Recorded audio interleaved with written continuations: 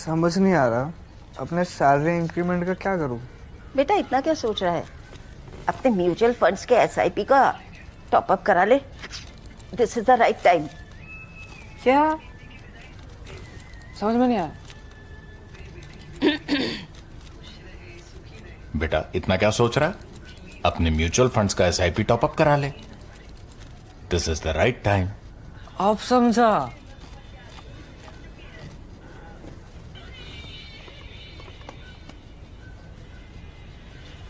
Mutual fund investments are subject to market risks. Read all scheme-related documents carefully.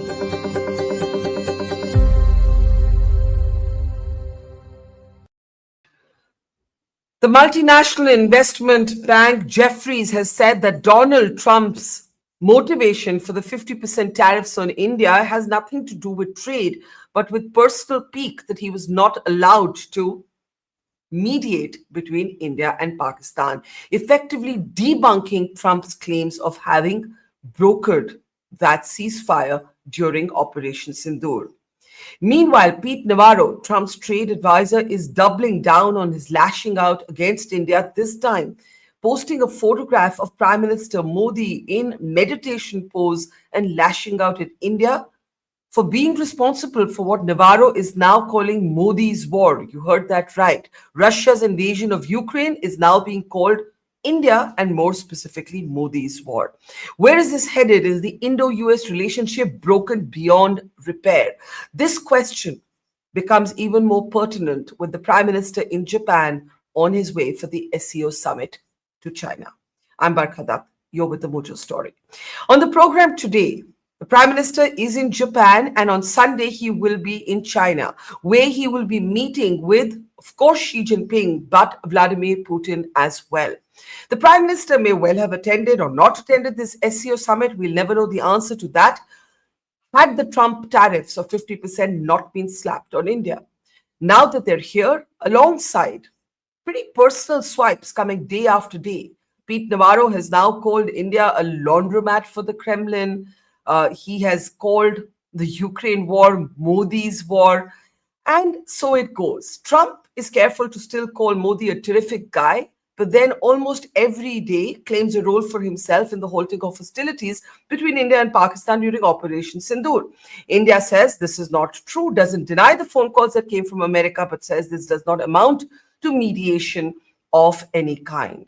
With relations probably being more broken than one has seen in, I would say, several decades, it's hard to say how this can be resolved. Some suggest that Modi and Trump should talk. Others say that's where the problem is. That's the picture that Pete Navarro posted on X today, lashing out as he does almost daily at India. What next? As India moves cautiously towards engagement with China, Navarro has lashed out about that as well. But hasn't Trump effectively nudged India in that direction? Let me introduce a very distinguished panel of experts as we continue to try and decode the mystery of Trump's tariffs. In Hindi, they would say, Donald Trump ko gussa kyun aata hai? What's the reason behind Donald Trump's anger? Welcoming first up to the program, Chidanand Rajkhatta, senior journalist and columnist based out of the US. Good to see you, Chidanand. Also, a great pleasure to see after a while Lisa Curtis. She, of course, is with the CNAS, but she has also served with the first Trump administration. Good to see you, Lisa. Also, I want to welcome to the program Peter Harrell, who's with the Carnegie Endowment for International Peace. Good to see you, Peter. And also joining us is Arnab Ray, an author and analyst based out of the United States of America. Thank you very much, everybody. Lisa, I've got to start with you. A lot is being said about Trump, Trump 1.0 being different from this time around, but that's for psychotherapists or those who know him personally. If you just had to take an overview of what's going on, it seems to have entered a realm of the absurd, quite frankly, because to hear Russia's invasion of Ukraine now being called Modi's war is pretty much as crazy as it can get. What's actually going on here? Jefferies has a report out today that says that this has everything to do with Trump's personal pique. That's the phrase they use. And that, in fact, Trump is angry because he wasn't allowed to play a kind of mediatory role between India and Pakistan. How do you see it? Well, thank you for having me on the show. I think that Peter Navarro's comment, particularly his comment that this is Modi's war, is very unfortunate and very unhelpful. The situation just is going from bad to worse with comments like that. But I do think behind the scenes there are officials on both sides in India and the United States talking with each other, trying to figure out a roadmap for a way ahead, because they recognize that this relationship is too important to allow this kind of deterioration. And you talked about the difference between Trump 1 and Trump 2. I was in the first Trump administration. There was an effort, we had the Indo-Pacific strategic framework, our Indo-Pacific strategy, which prioritized working with India to be able to manage China's rise. Well, what is Trump 2 doing? Trump 2 is alienating India, destroying the confidence of India in the United States, confidence that had been, we've been trying to build for the last 25 years, Republican and Democratic administrations alike. And he is forcing India to have to accommodate China. And I think that's what we are seeing happening with his attendance at the SCO. I don't think that he'll agree to do a trilateral meeting with Russia and China, but the fact that India is even considering a trilateral meeting, a Russia, India, China trilateral meeting, really tells us just how deeply this relationship between the United States and India is deteriorating. And I don't think it's too late to turn it around. I think that we could see a trade agreement, but each side needs to take steps forward. Each side needs to make some kind of concession to bring us out of this morass that we find ourselves in. Lisa, you said that you still see a path ahead. In what shape and form do you see that path? And the reason I ask this is opinion here is really divided on whether a sort of breaking the ice or a thaw is possible at the level of the two principles, or whether that's the level at which something has soured. We in India hear about a very acrimonious phone call that took place between Trump and Modi on the 17th of June. Donald Trump wanted Prime Minister Modi to come to Washington on a day when Pakistan's army chief was also in Washington. No Indian Prime Minister would agree to that.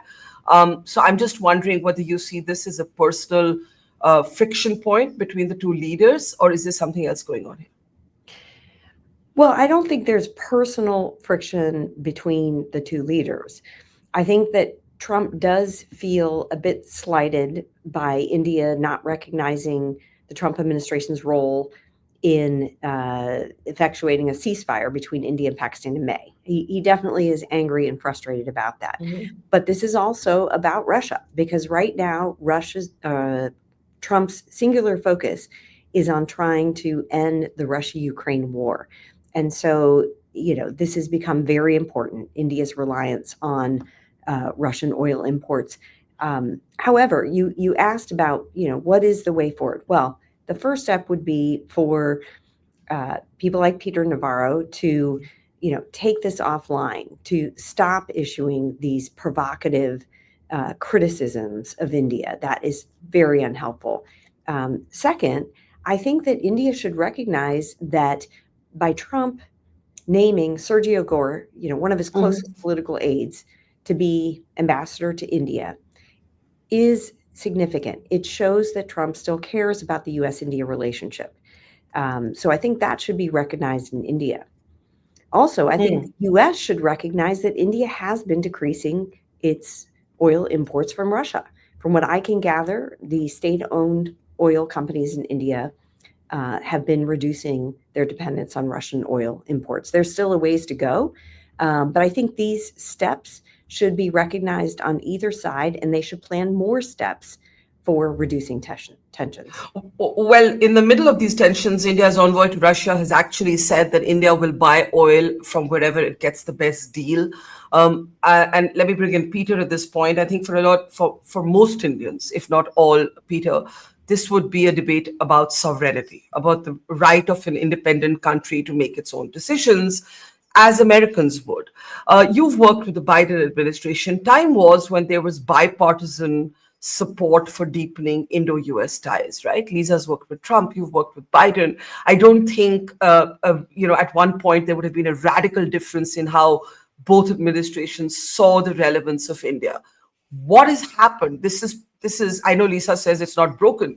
I think in India, there's a sense that that trust can never come back, that this is the peril of having trusted America too much. Well, let me echo Lisa and thanking you for having me on the show. And I also want to echo a point Lisa made about the importance of the relationship. And well, it is clearly some friction in the relationship now. And I don't want to in any way minimize the very real impact that the tariffs starting today are having on Indian businesses.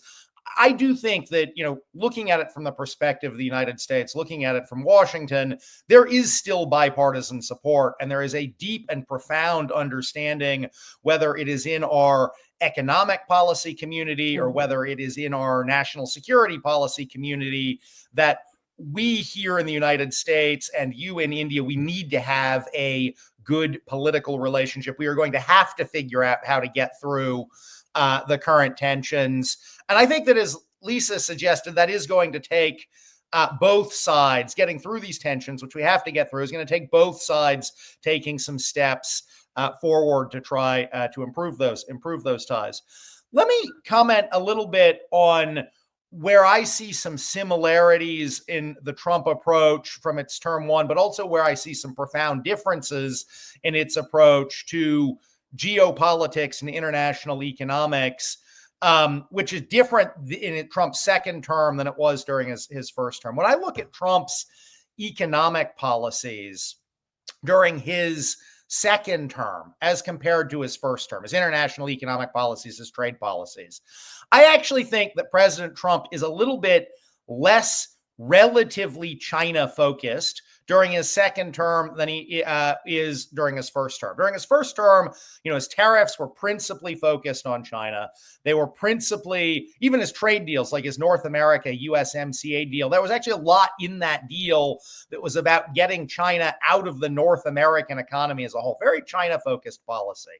I think what you're seeing this time is Trump is taking, first from an economic policy perspective, a little bit different of approach of, well, China may be our number one economic problem. He is also trying to resolve what he sees as bilateral economic problems with other countries, right? So that's why he put tariffs on many countries around the world, including India, but not limited to India, right? And why he's been trying to strike deals with Vietnam, he struck a deal with the European Union, he struck a deal with the United Kingdom. And he really wants these deals because he's not just trying to deal with China economic issues. He's trying to deal with what he sees as an importance in resetting America's bilateral economic relationships around the world. And India, I think, to that, and why he's been so focused, and unfortunately why India has faced pressure on that, is because he actually understands for the U.S., getting the U.S.-India economic relationship right on the economics is incredibly important. India is the fastest growing large economy in the world. 10 years from now, India is going to be, really among the largest economies in the world. And this is Trump's moment to make sure that India goes through this large economic rise that's coming, that makes sure we have what in his view is a fair and equitable relationship. And that's why you're actually seeing him fight so hard. Hard for India to take, but that's why he's fighting. So you actually think it's about economics, Peter?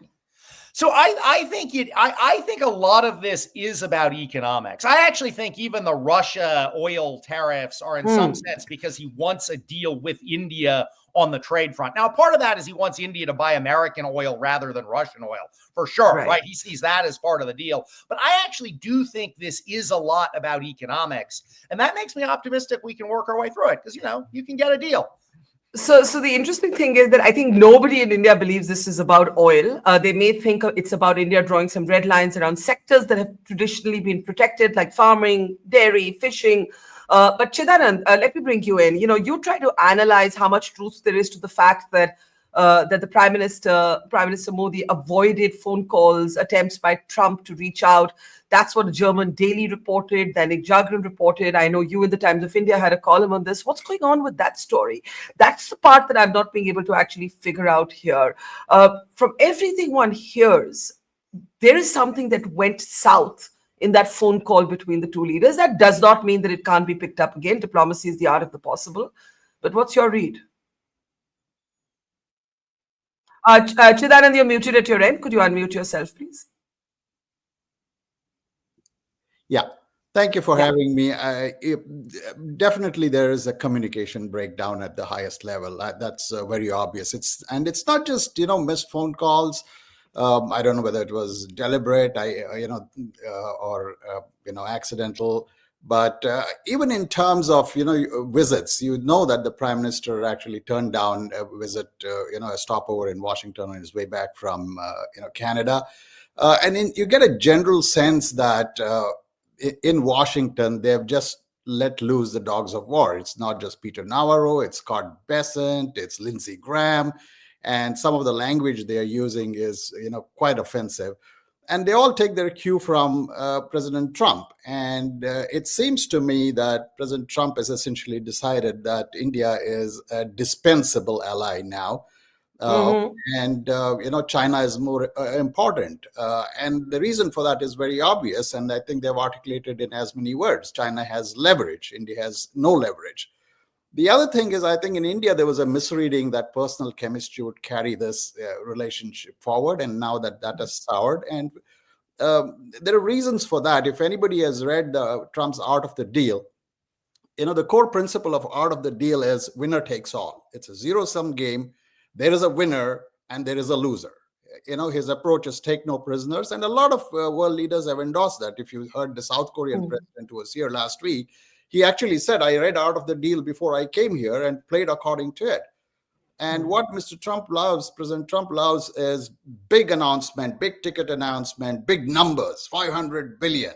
And if he had played to that, he would have been very happy. Unfortunately, our system is, when Prime Minister was visiting Washington in February, there was a long joint statement and fact sheet running into, 5,000 words, 25 pages. If you tell me President Trump has reads 25-page notes, you can sell me that white building down the road. I mean, he loves big. But if I had to distill it, sorry, I'm interrupting you. It's also that India hasn't in this moment sucked up. Pakistan has said Trump should get a Nobel Prize. India, I think, was very angry that Trump made the announcement of the halt in hostilities between India and Pakistan before India could. And I think it's actually gone down, everything's gone south from there. Exactly. And that's actually one of the other core principles of Art of the Deal. He very clearly says, think big, talk big.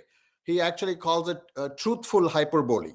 That's the expression he uses. It's essentially a euphemism for BS, right? So you just put out big numbers. Nobody knows. I mean, the Japanese are, baffled when they go back that he actually said 500 billion. Where do we find this to invest? And I think that's tough in the Indian system, right? You can't, tell your people you announced, 500 billion investment in the US. So there's a lot of grandstanding and there's a wariness, and that in part explains the reluctance to not just, receive phone calls, but even visit, because like the whole episode with Asim Munir visiting and inviting Modi, there is abundant caution. And now that you have, Scott Bessent and company letting loose, this has gone downhill very rapidly. The magic number, by the way, I'll tell you, which India has to watch out, and pretty much rest of the world, is 1240. It's 1,240 days till January 2029, right? And so you're basically saying you've got to just survive till Trump's second term ends. I won't honor survive and navigate 3.5 years of time. But a lot may change in that time. I want Arnab to come in briefly. I know Lisa has to hop off a little early. So Arnab, if you want to just come in for your opening comment, and I'll take a quick word from Lisa, and then we'll go around the panel again. Arnab, the point is, I think what a lot of Americans don't get is that we're not quite yet a post-colonial country. We may argue about a lot of things, but as Indians, one of the things that really irritates us is if somebody tells us how to do things, how to conduct your foreign policy, where to buy your oil, sit down, thank us, say you should be nominated for the Nobel, etc. A lot of this is coming from the sense also of Indians being riled and being told what to do. Yes, of course, one of the things that has distinguished India versus Pakistan with respect to US diplomacy is that Pakistan has always been willing to play the US game. They got on to the lobbying thing first. Indians had a principled stance of not being lobbyists. So some of our foreign policy is still driven by Nehruvian ideals. And let's all agree that Donald Trump is as far away from the Nehruvian ideal of what a statesman should be that we can imagine.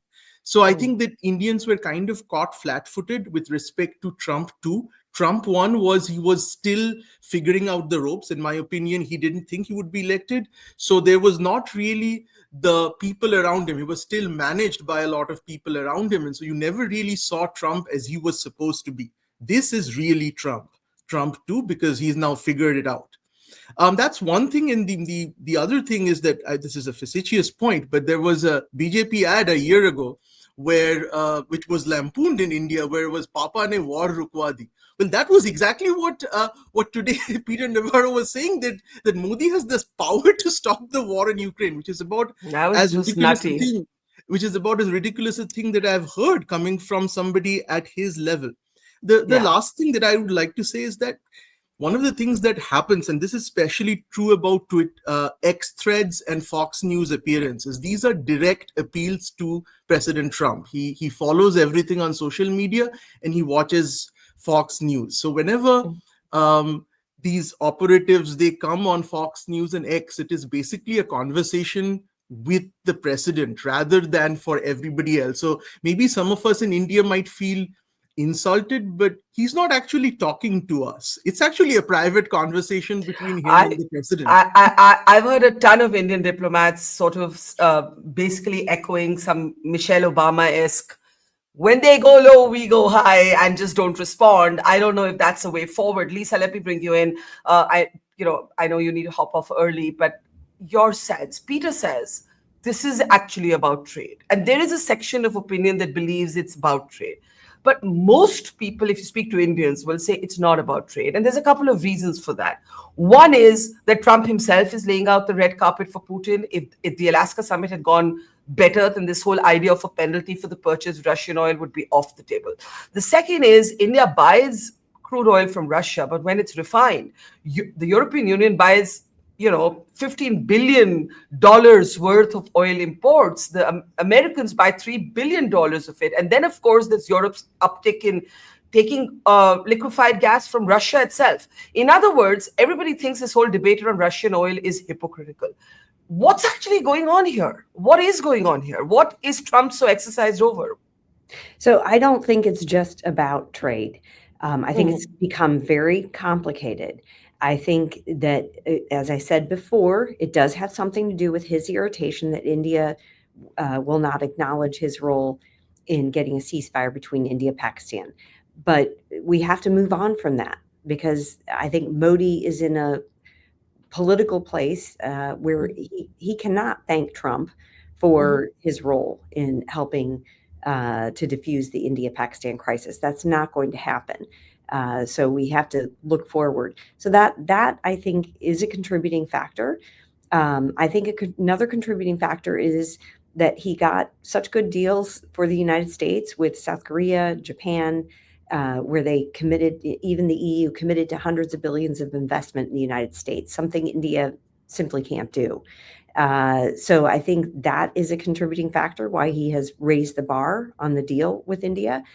But as I said before, it really is true that he wants to end the Russia-Ukraine war, and he does believe that India's purchases of Russian oil are helping Russia to continue to prosecute that war. I think a lot of Indians are having trouble digesting that because the Biden administration was quiet on that issue. But I just can't emphasize enough, this is a new administration.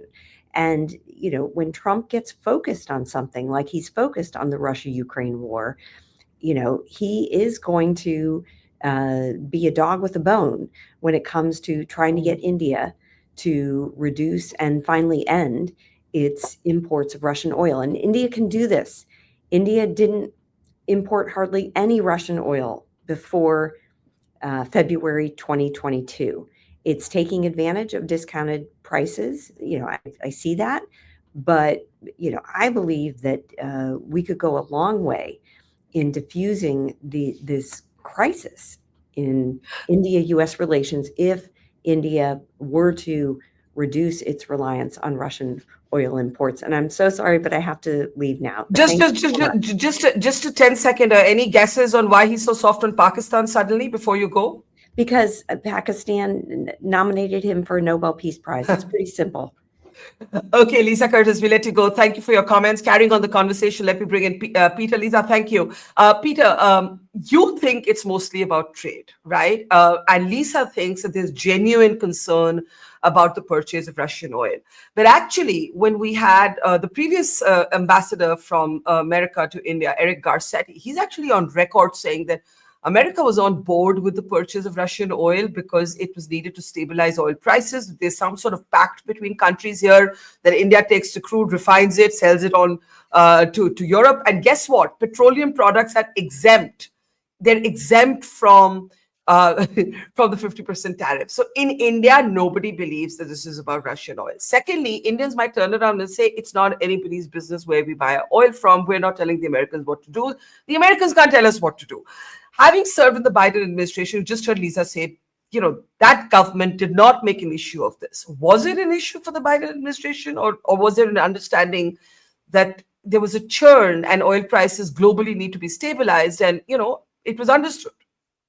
Yeah, so the Biden administration had a different strategic concept on how to deal with the Russian oil issue than the Trump administration does. The Biden administration strategic concept was essentially Russia at that point was exporting 4 or 5 million barrels of oil a day, mostly to Europe. We had sort of a view of if all that oil went off the markets globally all at once, the prices would go through the roof. So the idea that the Biden administration was promoting was essentially, let's leave the Russian oil on the market, but try to get the buyers of that Russian oil, like India, to pay a lower price for it. So Russia would get less dollars for its oil, even though it would still be selling, similar volumes of oil. So that was kind of the idea. We'll reduce the money Russia is getting without reducing the volumes. Now that was a concept we came up with, 2-3 years ago now, and the world has changed a lot then. And so I think it is not unfair of the Trump administration to now look at this situation and say, well, this war is still ongoing. The Biden administration tried to reduce dollars paid for oil, but now we also want to go after volumes of oil. Like it's 3 years later and a different strategic concept. But I also think this Russia oil thing for Trump is about the economics, because I think one of the things that really bothers Trump on the economic side of the Russian oil issue is that what's happening is that Russia, as you note, is selling oil to India, some of which is then being refined in India, and some of which is then being sold to Europe. Trump wants to sell American oil to Europe. And in fact, Europe has said it will buy American oil as part of the US-EU trade deal. So this idea that India is buying cheap Russian oil and then selling refined product to Europe actually, in Trump's mind, I think is hurting his goal of exporting American oil. So I think for Trump, this Russian oil issue is partly sincere, as Lisa says. He wants to put more pressure on Russia, but he's also now thinking about it in kind of a mercantilist way of, I'd rather countries buy my oil than Russian oil. I think that the mercantilist dimension is really important, Shidan. And when we think of the fact that the Trump administration is actually taking now a 10% markup on all weapons it's selling to Europe that then provides them to Ukraine. And they've made no bones about it, right? I think the Wall Street Journal had a report about 4 countries in Europe buying $1 billion worth of weapons. Trump's looking to monetize this war. And they may say it's to pay for air cover or whatever, but in the end, he's a businessman. So when you hear Peter say it is about money, do you agree with that, or do you think it's about something even more basic, and to us it seems implausible, about flattery? Lisa's last comment before going was, yeah, he's soft on Pakistan because Pakistan basically sucked up to him. Right. Yeah. So the answer to this is all of the above. It's the whole, Pakistan thing, resolving the war. It's trade, A, B, C, D, all of the above. Then it depends on which has more weightage. I mean, clearly this Russian, I can understand, the Trump administration and the president's motivation about ending the war. But just because India stops buying Russian oil won't end the war. I mean, look, the Russians are, people who defeated Hitler, Napoleon, scorched, they'll go scorched earth, before they go down. So I don't believe that that is the sole motivation. And the fact is, look, the argument that Besant and others are making is, oh, Indians are enriching themselves. It's a laundromat. They're making money. I mean, this is coming from, a cabinet of plutocrats, billionaire plutocrats serving a billionaire autocrat. And this is a town of grifters. I mean, let's be blunt about it. There's a lot of money being made right now. And the money, assuming they're right that India is making a lot of money, it's the same money which also buys American guns and planes and tanks. Money is fungible. You don't just, it's not just Russia. So that whole argument, I mean, to me, it doesn't seem, it's not just the only reason. There are even greater pathologies, and I think some of them is a personal pathology. And then the grandstanding, what's happened now is because of all this very public grandstanding and, lecturing and hectoring India, it puts India and Prime Minister Modi in a corner. If this had gone through back channels, it's entirely possible. And after all, India had stepped up buying, American energy. And one of the things you wrote in your column is that when you look at this report that Modi was hesitant to talk to Trump, you tell a very interesting story about Trump's, lack of discretion, about how his mobile number is sort of available. He's been known to call into, let's say, Fox News breakfast and give his comments. Talk a little bit about this hesitation that the Prime Minister may have felt in talking to him on the phone. Yeah, because of this grandstanding, his compulsive need to, rush, for instance, the whole India-Pakistan truce. Assuming, let's credit him with some role in it, not direct mediation. He did not call Prime Minister Modi, but he told J.D. Vance to call Prime Minister Modi. And okay, J.D. Vance spoke to Mr. Modi. And now it seems from what President Trump said, he spoke to the Pakistani side. He doesn't say who he spoke to, but he suggests that he spoke to the Pakistani side. And it was the Pakistanis that he said, I'll use trade. You won't get a trade deal if you don't stop. Right? But the compulsive need to go public with this immediately, if you remember, the India and Pakistan hadn't even announced a truce when he rushed to his social media platform and said, I brought this about. That kind of grandstanding really paints countries in a corner, and particularly with regard to buying oil. I mean, this is sensitive. And look, India buys oil from, when I last checked, from at least a dozen countries, including Nigeria, Venezuela, Gulf countries, Iran, Iraq, UAE, and that's India's prerogative. You spread out because buying oil is also a function of foreign policy, of keeping friends and allies happy. So you simply can't dictate that buy oil from X, don't buy oil, particularly when it's very obvious that China and European Union are also feeding off Russian energy, and they don't face the kind of sanctions. So there's something very, very fundamental. And of course, there's always the tariff issue, which Trump has spoken about for years, and that I truly believe it's an article of faith. And by the way, you mentioned Venezuela and Iran. India did pull back from those oil purchases, but I think had Trump handled this in a more discreet way, back channeling instead of front channeling, I think you might have seen a decision making, irrespective of whether you agree with that decision making or not. You may have seen a different decision making. Arnab, I want to bring you in. You said this is the real Trump. We didn't see the real Trump in administration 1. We now see the real Trump. Having seen the real Trump, what now? I mean, people like you, Chidaran, America is also your home. There is a kind of, I agree with Chidaran, it no longer seems like a disagreement about trade. Everything about India is now under attack. H-1B visas are directly linked based on dodgy facts to the Indian American community. This seems to have got very personal. Even Navarro's post today, the photograph he chose of Modi, the sort of it all seems very deliberate. Now, maybe it's just leverage. Maybe it's just what happens when things go south. How do you see it? How does this impact your life in America? So for me, maybe it doesn't affect my life in America that much, because if I was 30 years old on an H-1B, it absolutely would. I fortunately was here during the Obama era, so things like this did not happen. And the reason why I brought up Obama is I want to bring up something which I believe personally drives Trump far more than people will accept, and that is Barack Obama. Trump, in my opinion, it's not just my opinion, decided to throw his hat into the presidential ring on a very personal basis. It was a White House Correspondents' Dinner when Obama stood up and made fun of his hair. Now, you can normally wonder, seriously, the history of the world changes based on this? Yes, it does. History of the world, if you've noticed, sometimes changes on a knife's edge. One word, one gesture, that's it. So then he's decided, and then Obama also went on one of the comedy shows and he did one of these, so they read out mean tweets. So he did one which was viral where he basically taunted Trump and said, well, the difference between you and me is I'm a president, you'll never be.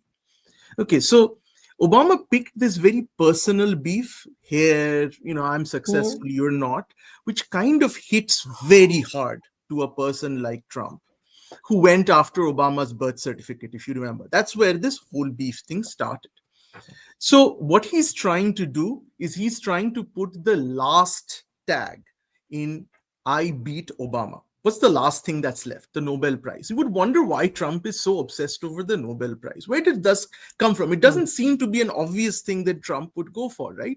It's not somebody who, with that uber macho American image, would want to go for a Nobel Prize from the Swedes. Why would he even care? That's the reason. And I think the problem started, again, we sometimes overanalyze many of the things that come out from the Trump administration, but it is an extremely personality-driven administration. And again, there's a bigger reason, which I think is much more interesting as to why that came to be in a country that we've always thought to have very strong democratic traditions, to within 1 or 2 years jettison all of it and essentially go all in for one individual. This is something we in India are very used to. This has driven our democracy. But we normally used to like to think, this is only Indian thing. No, it's not. This is a human thing, actually. So that's a very interesting topic. But with respect to Trump, where we go from there, what is happening, unfortunately, is that there has been, there is kind of, as part of Trump's support base, there is a very strong anti-India core of that. And that in Trump 1 was kind of suppressed.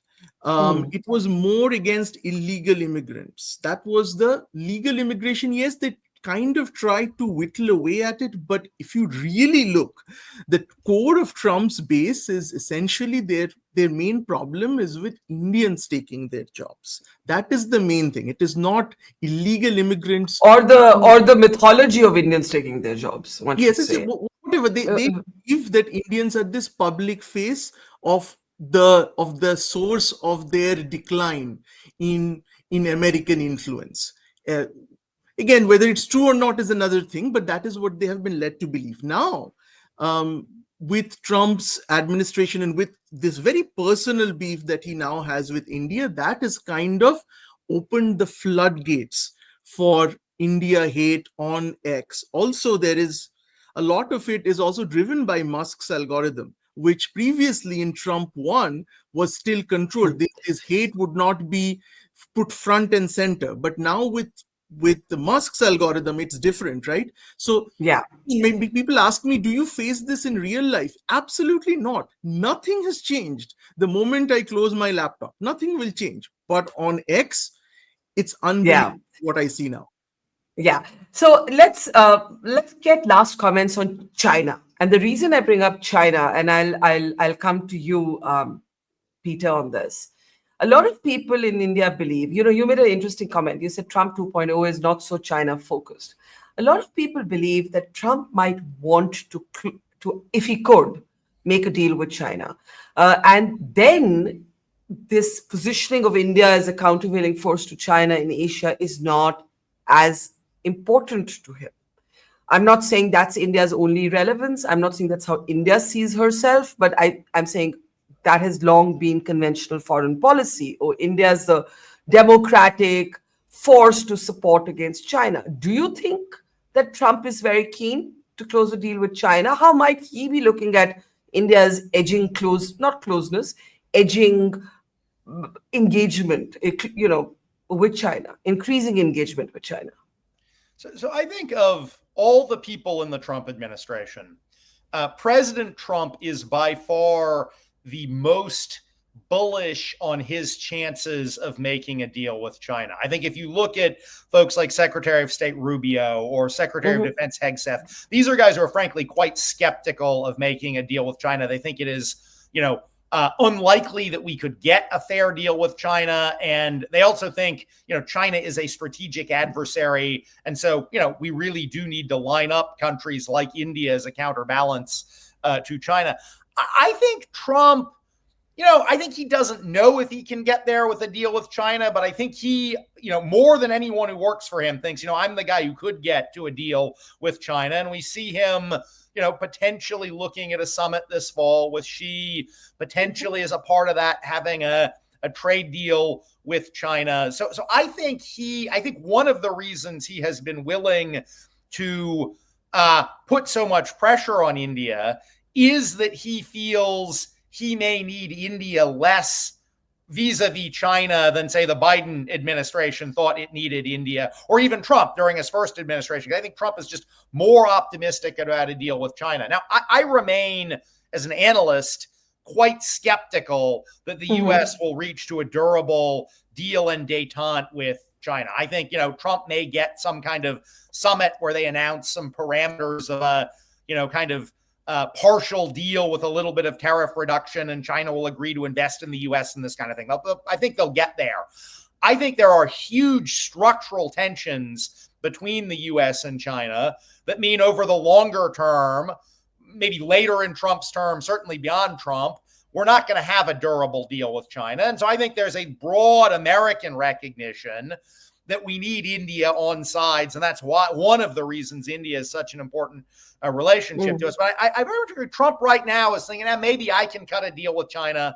And so maybe I don't need India as much as, President Biden thought we needed India. Yeah. But briefly, Peter, isn't what Trump thinks eventually going to drive policy? I think one of the things that Indians and Indian diplomats have struggled to get used to is this very personality-driven decision-making, right? Like so you're right that maybe his entire administration, like you, is skeptical about a deal with China. But if Trump's got his head fixed on it, he might push in that direction. So that is why I think we probably will see some sort of announcement of a partial deal this fall. I think Trump wants one. What we have seen in his administration, much more so, and Lisa was talking about this, and Arnab was talking about this, much more so than during his first administration. This is, Trump driving his administration top down, right? He is definitely in charge of this administration, and he's not being managed the same way he was. So I think he will push through getting a deal. I just don't think that deal is going to be durable, because I think, A, Trump changes his mind, B, the Chinese will be pushing on U.S. interests that will, even if we get a deal for a year and a half, that will ultimately make Trump change his mind. And C, longer term, even if Trump is able to kind of hold a deal together during his term, it's not going to be a deal the American political establishment believes in longer term. Arnab, how do you see the China factor? I mean, one of the reasons I think so many Indians are confused about what's happening is because globalization for a section of India's elite has actually meant Americanization. So if you ask a generation of Indians, they'll have stories about their children in America or their own education in America. This is, of course, a very elite, minuscule percentage of India, but nevertheless, many of those elites are decision makers in India. Many of them are bureaucrats, many of them are diplomats, many of them are politicians, right? And this does matter. And there's very little cultural affinity with China. There's very little cultural relatability with China. And it isn't just about culture. China just backed Pakistan in Operation Sindoor actively, not just by providing weapons, but by actually providing live inputs. And here we are, Hobson's choice, having to do business with China, all because of Trump's, sorry to say, craziness. Well, with respect to China, one of the things that is one of the bulwarks of US policy has always been there's been a moral aspect to it, that India is a democracy and that we need, and China is not a democracy, and that it's not just a question of two similarly strong countries acting as counterweights to each other, but ideal for China to strive towards. Hey, look, this is another country with a colonial background, just like you. They're a democracy, they're a strong country, but Trump does not recognize that value. Let's be. I mean, I think we'll all agree to it. The way China sees it, the way Trump sees India, is that in terms of power, in terms of military power or economic power, they're nowhere close to China. So the only thing he sees is power. So because of the power asymmetry, he no longer sees that India can be a counterweight to China. He does not see India's soft power that China does not have in terms of global influence, which is one of the things which sometimes people overlook. But Trump really doesn't care. He doesn't care about any of that. What he sees is, I don't need India. That's number one. Two, given where India are, they didn't do what I said, which was basically back me that I solved the India-Pakistan issue. So they're not powerful. They didn't do what I asked for. And then he looks at the data and they haven't played ball with us. And the fourth thing is the first thing that I said, that the Indian Foreign Office is much more, they still suffer from that non-alignment Nehruvian thing, that is very different from the way Trump does business. It's very much big talk, public announcements. It's all for the television studios and ratings. He always says ratings. Ratings are very important to him. And India has failed on all of these fronts for Trump. So let me give the last word to Chidanand by just picking up a couple of interesting audience comments, right? There's Saurabh Vishisht who says, for India and the US, China is the most important relationship. India should focus on managing its trade and political relationship with China. The US has shown its hand. India is peripheral to them. I think this is actually not so far from what you said, that Trump sees India as a dispensable ally. Except that, I'd agree with that, with the qualifier that India is dispensable to the Trump White House. Yeah, not to the United States of America, but to Trump. And I think we have to not conflate the two. Yes. The thing is, there are a lot of bureaucrats and officials, both Republican and Democratic, who have invested a lot of time and energy in this relationship for 25 years. That includes Peter, Lisa, many people. And in some sense, actually, they are the firewall. The comment I heard yesterday from an Indian diplomat I spoke to is they're trying to firewall this whole crisis by keeping trade separate from, say, the military engagement, science, technology, other stuff, which is actually happening in the background. None of that has been affected so far. That's one. And two, I definitely agree, as Arnab said, Trump has realized there is almost a sense now of he's trying to get to a G2, US and China. And because the numbers show that despite all our, talking up India and its potential and its promise, India is a distant third in terms of, will be a distant third for at least another quarter century, 20 years. So that understanding is there. And you sense that, we will know the answer to this, by the way, in a couple of months. If Trump gets back to Quad and comes to India for Quad, that the India the Indo-Pacific strategy is still alive. India has some role in containing China. But if he doesn't come, then you know that he's given up on that. One other issue with President Trump is he's very transactional and short term.